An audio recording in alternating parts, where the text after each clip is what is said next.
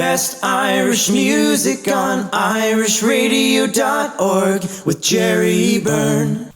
Irish Radio, I'm Jerry Byrne. All up since the start of COVID and all the rest of us, speaking to many of the great, the good and the talented of musical entertainment, and especially Irish musical entertainment. I've got a gentleman now who is resident in Ballybuffet in County Donegal, an original artist, writes all his own material and performs it. Released actually only his debut album back in 2018, which got a lot of notice. It was called Think Twice. He's originally born actually in Scotland, and I'm delighted to say hello to Michael Duffy. Michael, how are you? I'm very well, Jerry, and it's delighted to be saying hello back to you, and thanks very much for having me. Real pleasure, Michael. Real pleasure.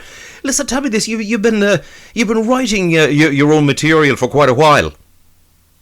For quite some time, yeah. Well, when I say that now, I think I started taking it more kind of seriously around 2015.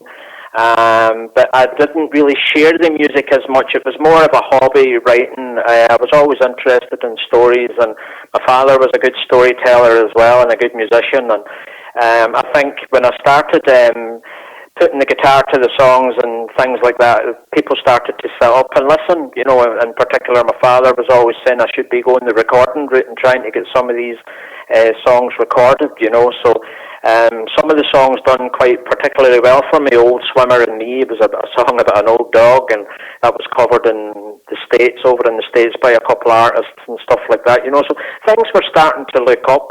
And I started taking it more seriously around 2018 when I kind of recorded my first album. Then, you know, it was more of a kind of it was an adventure really for me. I learned a lot on the way now from that first experience, but nonetheless there were good songs and I had a good experience from the whole album. You know, unfortunately I lost my father in 2018, and I think that was one of the things that pushed me to go with the album, because it was always something he had spoke to me about, and I thought, you know, I'm going to do this, you know, so, and it was the best thing I ever did, you know, so I'm delighted with it, you know, at that time, that it kind of kept me going. Excellent stuff. Now, you know, before this, you were inclined to do performances at various folk nights and sort of general musical get-togethers like that. Yeah, various folk nights, singer-songwriter nights and stuff like that. I would always try and be floating around there to try and hone my craft and learn as well. I would be a big John Prine fan and Guy Clark fan, and, you know, these kind of artists, Town Van Zandt and Blaze Foley, and I was always interested in the way these people would approach a song and tell a story in 3 minutes, but it could really take you on a magical journey, you know. So, and I think I tried to craft and then learn from a lot of Irish singer-songwriters as well along the way. And I think as time goes on, you do pick things up and you kind of learn to craft the song more and tell the story more, you know. So I always try and tell a song maybe that has a slight tongue-in-cheek and maybe something to make you think and a little bit of fun along the way, you know. Life's too serious. Life's serious enough as it is. I like to try and write songs to make people smile or think about things, you know. Well done on it all. And you must say, like, you're now doing another album, and you've released a single from that called Making Changes, which we've already played on the programme on some other days, and you're getting great reaction. This is part actually of a second album you're doing. Yeah, well, I'm starting a new second album. I got working with a new producer, Terry McGinty, from Valley Music Studios here in Ballybuffet. I kind of get introduced to Terry through another musician, and it just seemed to work, if that makes sense, you know. We kind of seemed to be on the same page in regards to, he kind of knew where I was coming from musically, and we did we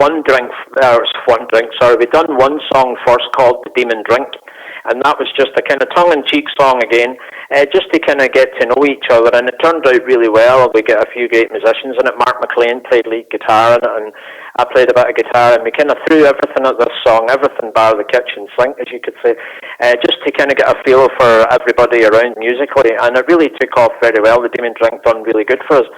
So then I decided, we'll go ahead, and I've been working with Terry ever since. Now, Making Changes came by chance. I've started writing a lot over the COVID period, And I actually, when I was leaving the studio, making changes just kind of came. I went back in the next day with making changes. I was actually going to beginning to do another song, Time Waits for No One. But I ran making changes by him, and he said, "This is the one, we'll need to go with us." So that we did, and it turned out really well. It's great the way the song starts with acoustic, and then over time how Terry got involved as well to build. We get Paul Gallagher involved. He done the steel guitar in it, and another great musician man there, Paul Gallagher. He threw a little bit of dobro on it.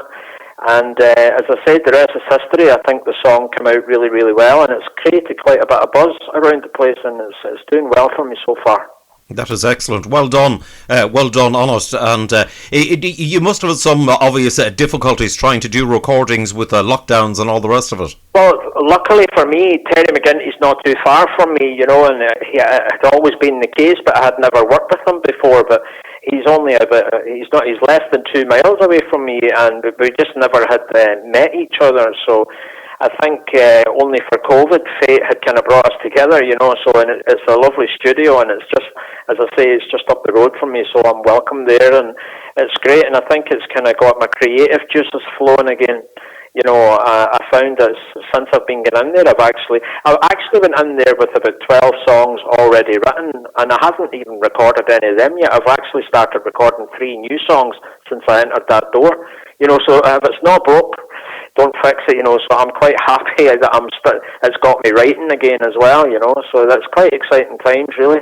Indeed, and it's it's pretty tough going, you know, like for publicity wise, for an original artist, you know, to get original material out there. Yeah, it's very difficult, you know. First of all, I kind of do it for myself, and you know, but to try and push original work, it's a very, very difficult market. You know, it really is. There's only so much you can do. I mean, the social media is great in that respect, you know, where you have your Facebooks and where you can post links, and nearly everything's online now with all your online websites, you know, your Spotify's and your Bandcamps and iTunes, and, you know, so there's good and there's bad in it, really, you know, but trying to knock on doors is the difficult one for people to accept a new artist, and maybe not only a new artist, but an artist that's coming with original material. It can be quite difficult, you know. Some people are used to listening to the same old, so to speak, and that's not to take nothing away from anybody else, but I think for original artists, it can be quite difficult, you know. Indeed so.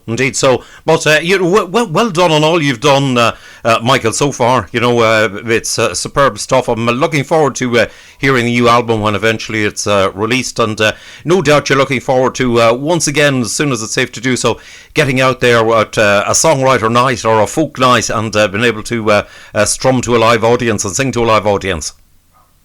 Yeah, definitely. I mean, that's the thing, you know, it's great. It's one thing doing it in the studio and doing it here, but it's another thing to get out and actually share it with the public, you know, and we're blessed here in Donegal for lovely theatres and places around, and not only here, but up and down the country.